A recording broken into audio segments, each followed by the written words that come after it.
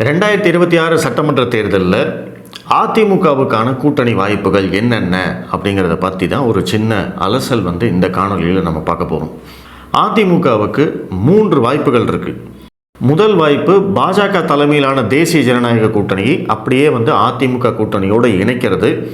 அப்படி இணைச்சாங்க அப்படின்னா அதிமுக தேமுதிக ஏற்கனவே ஒரு கூட்டணியில் இருக்காங்க. இந்த பக்கம் பாஜக பாமக தமாக அமமுக இவங்க எல்லாரும் ஜான் பாண்டியன் இவங்க எல்லாரும் ஆல்ரெடி தேசிய ஜனநாயக கூட்டணியில் இருக்காங்க. இந்த இரண்டும் சேரும்போது ஒரு வலிமையான கூட்டணி, திமுகவுக்கு சவால் அளிக்கக்கூடிய ஒரு கூட்டணியாக அமையும் அப்படிங்கிறது நிஜம். இந்த கூட்டணி அமைந்தால் அதிமுகவுக்கான சாதக பாதகங்கள் என்ன அப்படிங்கிறதையும் நம்ம பார்க்கணும். இந்த கூட்டணி மட்டும் இல்லை, அதிமுகவுக்கு எந்த கட்சியோட கூட்டணி அமைந்தாலும் அது அதிமுகவுக்கு ஒரு மிகப்பெரிய லாபம். அதிமுகவுக்கு அப்படின்னு சொல்கிறத விட எடப்பாடி பழனிசாமிக்கு அப்படின்னு தான் சொல்லணும். ஏன்னா எடப்பாடி பழனிசாமிக்கு இந்த தேர்தல் 2026 தேர்தல் அப்படிங்கிறது வாழ்வா சாவா போராட்டம். அதிமுகவுக்கும் தான். அவர் அந்த தேர்தலில் தோத்துட்டாரு அப்படின்னா கண்டிப்பாக அவருடைய தலைமை கேள்விக்குறியாகும். கட்சிக்குள்ள உட்பூசல் வரும்.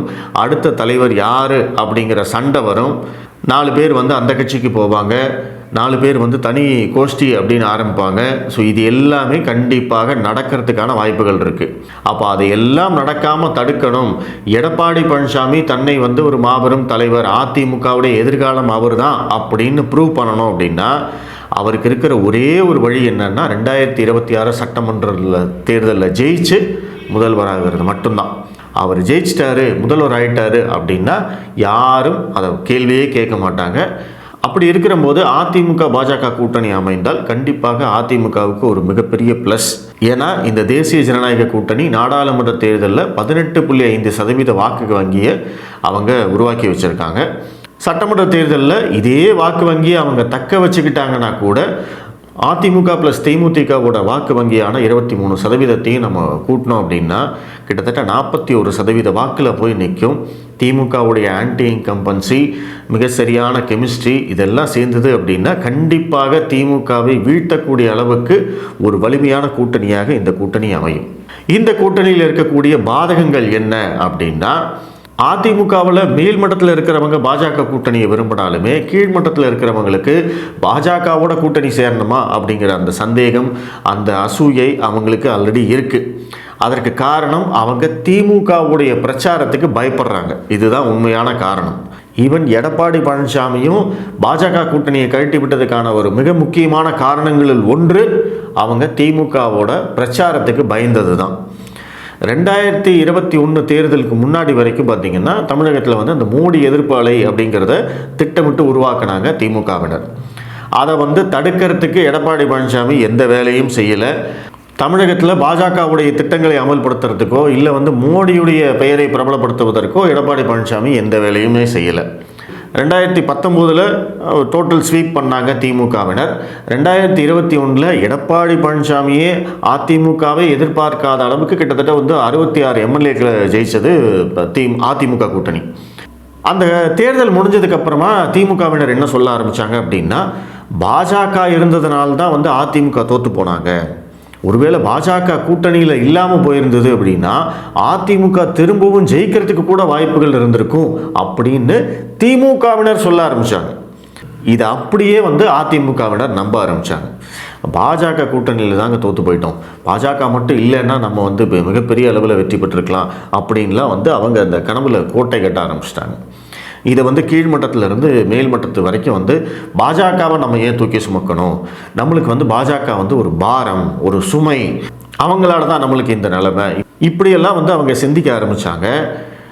அதிமுகவினர் இப்படியெல்லாம் சிந்திக்கணும் அப்படின்னு திமுக நினச்சதுக்கான காரணம் என்ன அப்படின்னா, அதிமுகவும் பாஜகவும் பிரியணும் அப்படிங்கிறது தான் திமுகவுடைய எண்ணம்.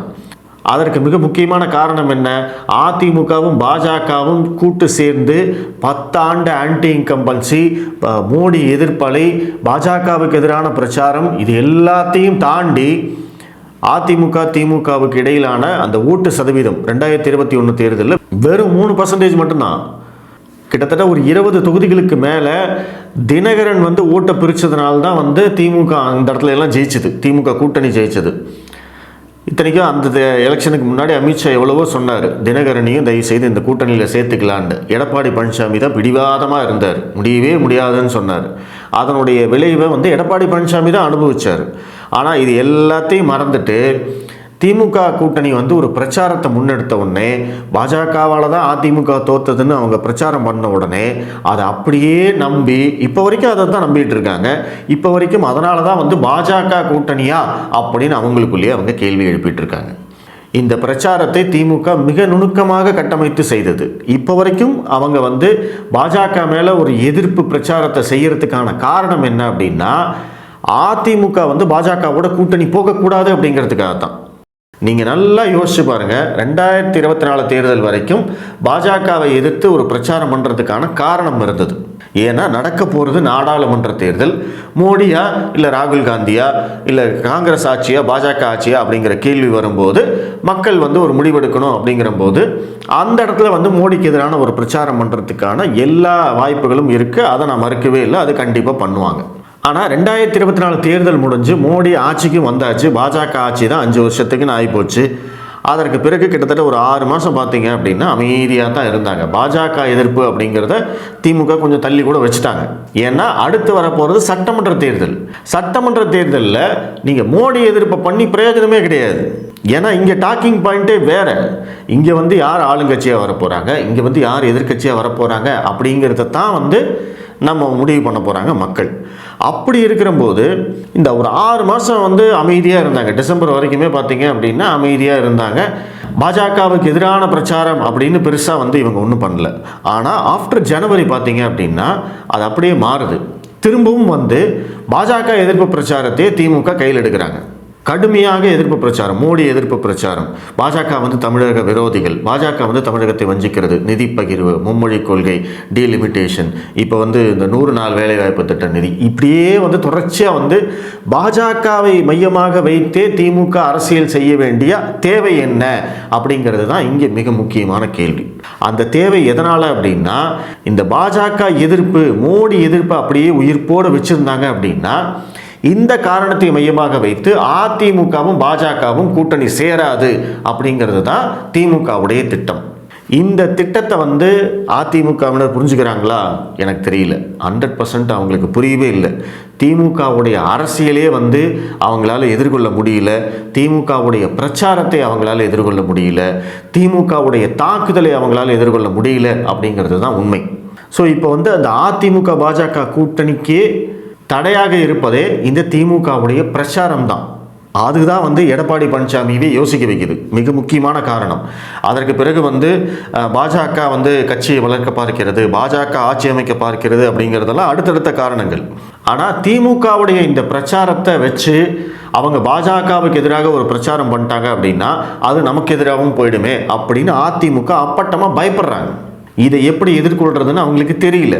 ஏன்னா தும்ப விட்டு வாழை பிடிச்ச கடையை நீங்கள் ஆரம்பித்த போதே இதெல்லாம் தடுத்துருக்கணும். ஆரம்பித்த போதே நீங்கள் வந்து மோடியை உயர்த்தி பிடிச்சிருக்கணும். மோடி இன்றைக்கி சந்திரபாபு நாயுடு பண்ணுறாரு இல்லையா? சந்திரபாபு நாயுடுவை விட வந்து எடப்பாடி பழனிசாமி என்ன பெரிய தலைவரா? மக்களை சந்தித்து அவர் முதல்வர் ஆகியிருக்காரு. ஏற்கனவே முதல்வராக இருந்தார், இப்போ மறுபடியும் முதல்வர் ஆகியிருக்கார். அவர் வந்து மோடியை தூக்கி பிடிச்சி பேசுகிறாரு. நிதிஷ்குமார் மோடியை தூக்கி பிடிச்சி பேசுகிறாரு. எதிர்கட்சியில் இருக்கிறவங்க சசி தரூர் வரைக்கும் மோடியை தூக்கி பிடிச்சி பேசுகிறாங்க. ஆனால் எடப்பாடி பழனிசாமிக்கு வந்து மோடியை புகழ்ந்து பேசுகிறதெல்லாம் அவர் வந்து ஒரு ஈகோ ப்ராப்ளம். நான் யார் தெரியுமா, நான் எவ்வளோ பெரிய ஆள் தெரியுமா, நான் எவ்வளோ பெரிய தலைவர் தெரியுமான்னு அப்படின்னா அப்புறம் அப்படியே உட்காந்துட்டே இருக்க வேண்டியதான். வேறு வழியே கிடையாது உங்களுக்கு. ஏங்க 20 வருஷமாக அரசியலில் ஒன்றுமே செய்யாத ராகுல் காந்தியெல்லாம் வந்து ஸ்டாலின் வந்து உயர்த்தி பிடிச்சி பேசிகிட்டு இருக்காரு. ஆனால் 28-29 வருஷமாக வந்து முதல்வராகவும் பிரதமராகவும் இருந்து எத்தனையோ சாதனைகளை செஞ்சுட்டு இருக்கிற மோடியை வந்து நீங்கள் ஒரு வார்த்தை கூட புகழ்ந்து பேச மாட்டீங்க அப்படின்னா அப்போ உங்களுடைய நோக்கம் என்ன? இதுதானே நம்மளோட கேள்வியாக இருக்குது. அப்போ இவருக்கு வந்து அரசியலே தெரியலையோ அப்படிங்கிற சந்தேகம்லாம் நம்மளுக்கு வருது. பட் அதெல்லாம் வந்து அவங்க கட்சியுடைய பிரச்சனை. பட் இந்த கூட்டணியை பொறுத்த வரைக்கும் அதிமுகவினர், எடப்பாடி பழனிசாமி இவங்க எல்லாருமே வந்து ஒரு டோட்டலாக அந்த மைண்ட் செட்டையே மாற்றிக்கணும். பாஜக வந்து ஒரு சுமை இல்லை, பாஜக இன்னைக்கு தமிழகத்தில் வளர்ந்துருக்கு, பாஜகவுக்கு மிகப்பெரிய அளவுக்கான வாக்கு சதவீதம் இருக்குது, அந்த வாக்கு சதவீதம் முழுமையாக அவருக்கு வேணும் அப்படின்னா அதிமுகவுடைய வாக்கு வங்கியும் முழுமையாக பாஜகவுக்கு போய் சேரணும். இப்படி இருந்தால் மட்டும்தான் இந்த கூட்டணி ஜெயிக்க முடியும். அப்படி இருந்தால் மட்டும்தான் எடப்பாடி பழனிசாமி மறுபடியும் முதல்வராக முடியும். இதுதான் வந்து ஒரே வாய்ப்பு. ஆனால் அதற்கான அறிகுறிகள் தெரிகிறதா? கூட்டணி அமைஞ்சாலும் கேட்குற சீட்டை கொடுப்பாங்களா, கேட்குற தொகுதியை கொடுப்பாங்களா, கெமிஸ்ட்ரி ஒர்க் அவுட் ஆகுமா, சேர்ந்து பிரச்சாரம் பண்ணுவாங்களா, இந்த மாதிரி நிறைய கேள்விகள் இருக்குது. அதெல்லாம் வந்து நடக்கிற போது நம்ம பார்த்துக்கலாம். பட் இப்போது அதிமுகவுக்கு இருக்கக்கூடிய ஒரு ஆப்ஷன் என்னென்னா அதிமுக ப்ளஸ் பாஜக கூட்டணி. நம்ம பொறுத்திருந்து பார்ப்போம். இது சம்மந்தமான உங்களுடைய கருத்துக்களை நீங்கள் சொல்லுங்கள். நன்றி.